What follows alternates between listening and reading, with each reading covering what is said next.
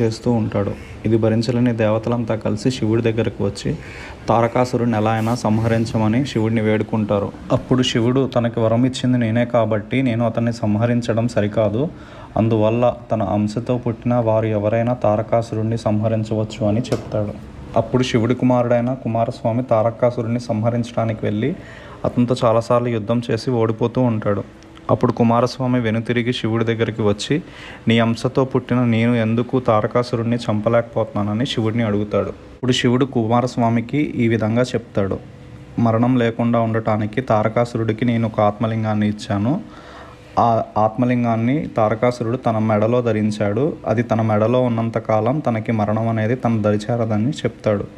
First ఆ మెడలో ఉన్న ఆత్మలింగాన్ని సంధించమని కుమారస్వామికి చెప్తాడు. అప్పుడు కుమారస్వామి వెళ్ళి తారకాసురుడి మెడలో ఉన్న ఆత్మలింగాన్ని సంధిస్తాడు.